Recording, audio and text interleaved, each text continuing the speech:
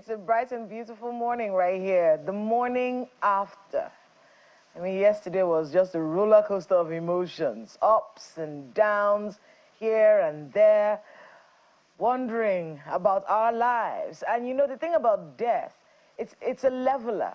Death is something that reminds you that you will face this at some point. But let me not get into that right now. Good morning and welcome to Sunrise Daily. I'm Kayla Magwa. And I'm Ayo Makine. Good morning and welcome to your daily dose of sunshine, which, as you know, Kayla just mentioned now, sounds like, you know, it's been rationed now, but don't worry, this is Sunrise Daily.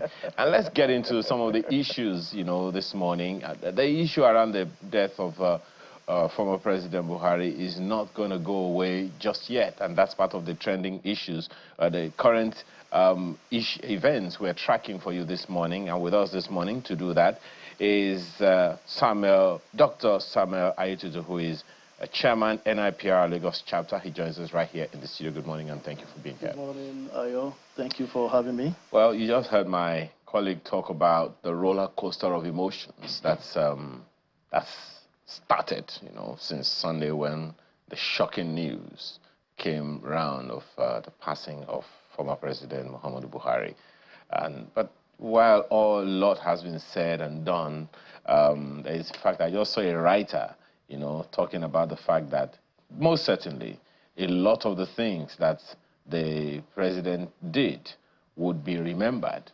But there is the saying there is that a lot more will be remembered for what he didn't do as opposed to what he did. What do you make of that statement? Okay, the person of former President Muhammadu Buhari, who is now of blessed memory, is someone that we can describe in many ways. He has there are things that will be said about him in his private capacity as a human being. There are things that will be said about him in his capacity as someone who has had the privilege of governing the Nigerian state on 2 occasions. Talking about the things he did and the things he could not do. Of course, Nigerians were part and parcel of his government. There were those who were in his cabinet, who were his appointees, who were running the show with him, and there were the overwhelming majority of Nigerians who were the ones on the receiving end of the actions and inactions that took place in that government. So, of course, it's normal for people to recollect things that impacted them positively and things that did not impact them positively. But like any other persons who have had opportunity to run the affairs of this nation, the case will not be different for Muhammadu Buhari, because governance is not a tea party. It's something that happens based on the opportunities that are available to the man who is in government, and how he's able to make use of those opportunities. And perhaps also the information available to him. To him. That may or may not champion some decisions. Exactly. And a very critical point to look at in terms of what is available to him is the quality of advice and the honesty that his advice has put to the table when in the course of working with him. But one of the issues that stood out for a number of people is the fact that, you know, even though that has been defended over time, you know, the fact that, you know, he had to pass on in a hospital outside the country. Well, it is, as you said, anyone who occupies that seat is definitely under a microscope of sorts. Yeah. And the reference has also been made in our previous program that a good number of Nigeria's leaders, whether at the federal or state levels, usually have their medicals outside the country. And there's always a reference to the decaying health infrastructure that is unable to bear the burden of the specialty required for some of our leaders, and why that some of them have to go outside the country. Exactly.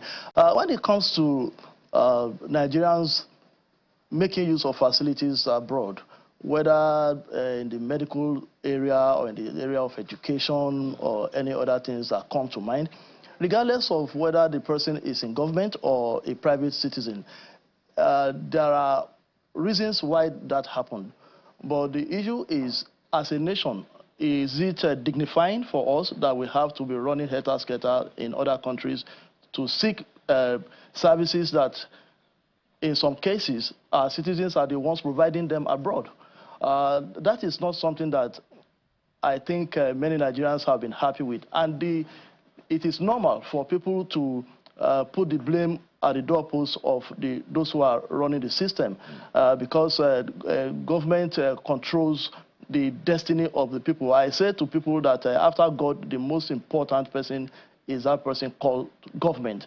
The only thing is that he is not, is to an extent like in abstract.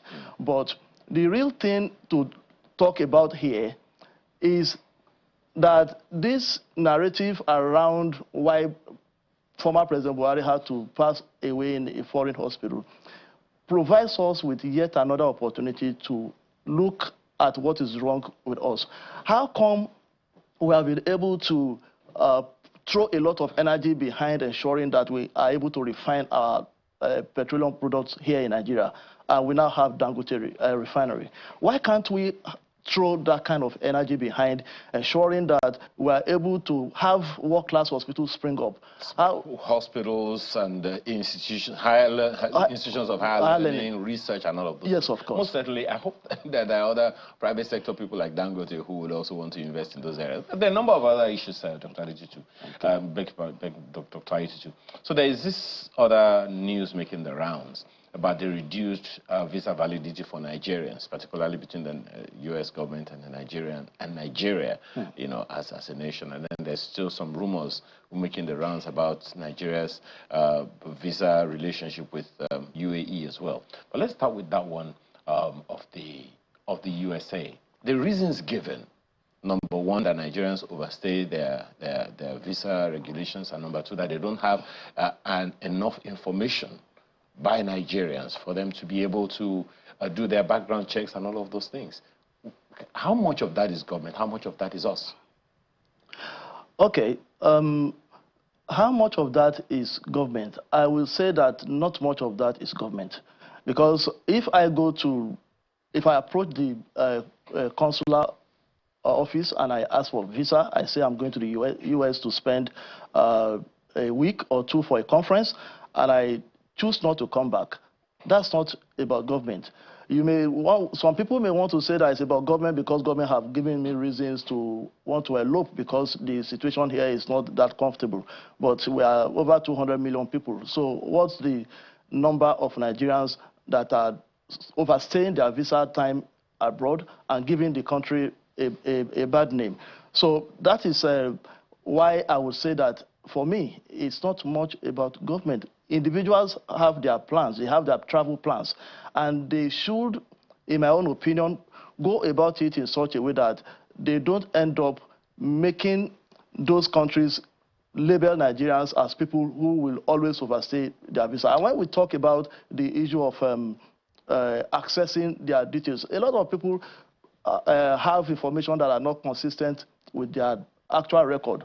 And you know that the United States, for instance, is one of the countries that is very sensitive to things that have to do with your records. So if that is the case, do you see any need for some kind of maybe a government policy or law or something that can necessarily help us Nigerians to abide by these things? Is there anything you think government can or should do, or you think everyone has to bear their brunt? Okay, I think I was reading some reports in which I read about the President Asiwaju Bola Ahmed Tinubu activating the relevant agencies to look into how to ensure that these kind of situations are addressed, that Nigerians are able to go about their travel plans and how they use their visas in a way that we don't find ourselves in these situations any longer. But I think some things have happened already in this country when it comes to ensuring that our records are straight. We have the NIN, we have the BVN, yes, we have those all those things. You said now that maybe some people leave the country because, things aren't quite rosy. That's what I'm asking. Okay. Is there any way, okay. Do you think that is sufficient reason for people to overstay, or what do you make of it? It may not be a sufficient reason, but it is a reason. It's the reality that we find ourselves, that should give government concern. Not only government, all of us, because we are part and parcel of government. So generally speaking, what we need to do as a people is to get better with how we arrange our society in such a way that it makes the citizen comfortable and proud to stay here. And if they have to go on holiday or for business, they look forward to coming back to their country, because there is actually no place like home. Okay, so there is this, well, the burial of former President Buhari took the cake, even though the Awujale of Ijebuland also died at about the same time. And the burial, of course, took place at about, the same time. Even though much hasn't been said, but the connection between the two has been drawn severally. The fact that it was the government of President Buhari that rescued the termination of sorts of the Awujale of Ijebuland from office. So what do you think he has been significantly celebrated? And I'm talking about the Awujale. Yes. Yes and no, because the Awujale he occupied a traditional stool. The president was not just the president of Nigeria; he was a very important figure in world politics, even after it was done in office. So that explains why, to an extent, so much of attention greeted the burial of Mr. President, the former president.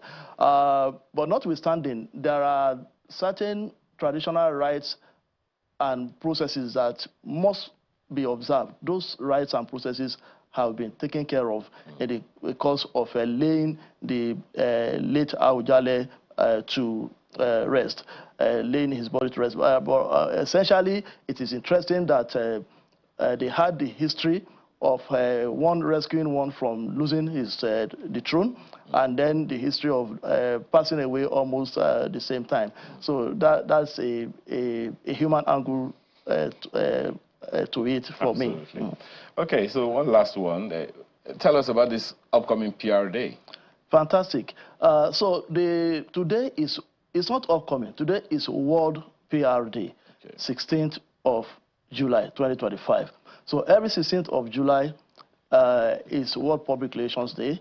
It's the day that public relations practitioners celebrate the profession, celebrate themselves, create narratives around ensuring that the global community pay attention to the importance of the practice of public relations, especially at this time. For instance, the theme for this year is building bridges and navigating polarization.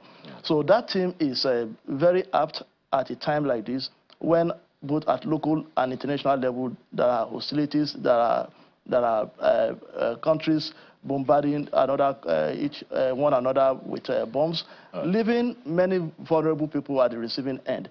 So we are saying that this Public Relations Day for 2025 should be used as a veritable tool to communicate to the world that at the base of most crises that you see happening is breakdown of communication, it's misuse of communication. At times it could even be lack of communication. I say this so frequently, I thought I was the only one. Thank you so much for your time this morning. Dr. Samuel Ajitu is Chairman NIPR in Lagos. We appreciate your time today. Thank you for having me.